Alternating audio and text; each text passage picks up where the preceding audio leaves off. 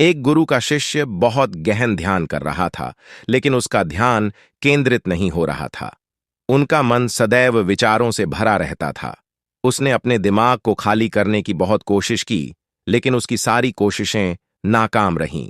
अंत में जब वह सब कुछ कर चुका, तब वह अपने गुरु के पास गया और बोला, गुरुदेव, मेरा मन हमेशा विचारों से भरा रहता है। मैं एक जगह ध्यान केंद्रित नहीं कर पाता। जब ध्यान करने बैठता हूं तो ध्यान दूसरे ओर चला जाता है। मेरे दिमाग में हजारों विचार चलते रहते हैं और मुझे पता भी नहीं चलता कि ऐसा कब होता है। बहुत समय बाद मुझे एहसास होता है कि मैं क्या करने बैठा था और क्या सोच रहा था। हे गुरुदेव, मैं अपने दिमाग को विचारों से खाली करना चाहता हूं। मैं चाहता हूं कि मेरे मन में एक भी विचार न रहे। मैं जब चाहूं तभी विचार उठना चाहिए। गुरु ने कहा कि किसी भी समस्या का समाधान तभी होता है जब हम समस्या की जड़ तक पहुंचते हैं, समस्या को ठीक से समझते हैं और जानते हैं। क्या आपने उस मन को भी जाना है जिसे आप खाली करना चाहते हैं? शिष्य ने कहा, गुरुदेव, मैंने मन को जानने की बहुत कोशिश की है, लेकिन जितना इसके बारे में जानता हूं, यह उतना ही रहस्यमय होता जाता है। गुरु ने कहा, जाओ और छोटे छोटे पत्थरों से भरा एक घड़ा ले आओ।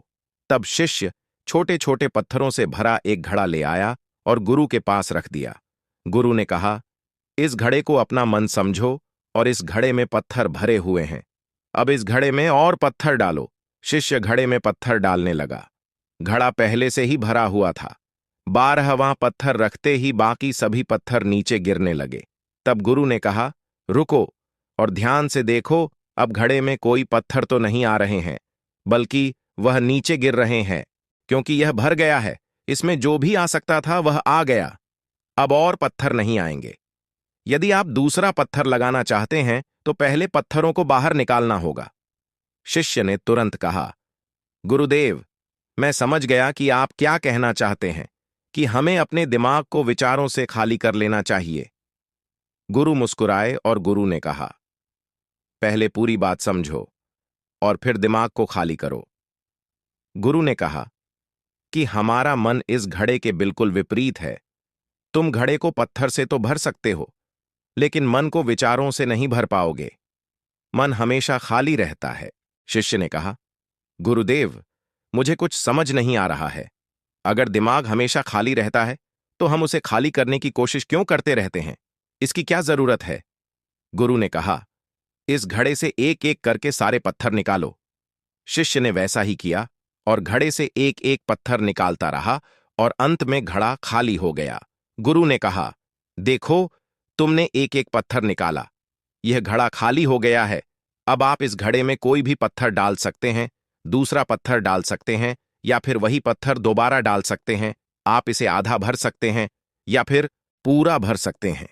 शिष्य ने कहा, गुरुदेव, मैं भी ऐसा ही हूं। मैं बता रहा हूं कि मन को खाली करना है। ये तो पत्थर हैं, इन्हें आसानी से निकाला जा सकता है और घड़ा खाली किया जा सकता है, लेकिन मैं अपने मन को कैसे खाली करूं? गुरु ने कहा, इस खाली घड़े में एक पत्थर डालो और 2 पत्थर निकाल लो। शिष्य ने कहा, ऐसा कैसे हो सकता है कि जब इस घड़े में एक पत्थर होगा तो एक ही पत्थर निकलेगा? फिर 2 पत्थर कैसे निकाल सकते हैं?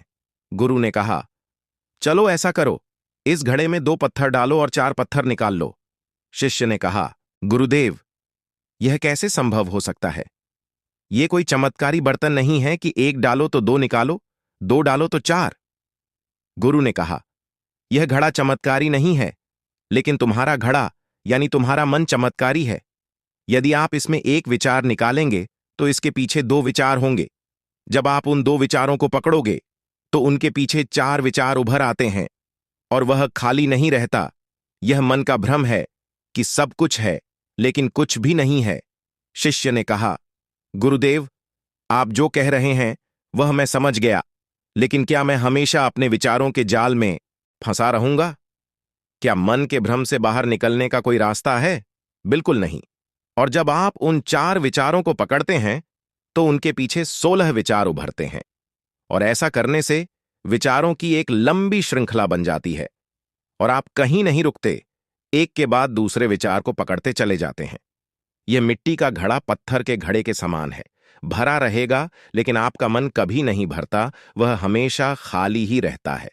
हमारा दिमाग भी एक विचार के बाद हमारे लिए हजारों विकल्प खोल देता है और हम एक मुख्य विचार को छोड़कर उन हजारों विकल्पों में फंस जाते हैं। शिष्य ने कहा, मैं आपकी बात अच्छी तरह समझ गया हूं, लेकिन अब मुझे क्या करना चाहिए? मेरा मार्गदर्शन करें।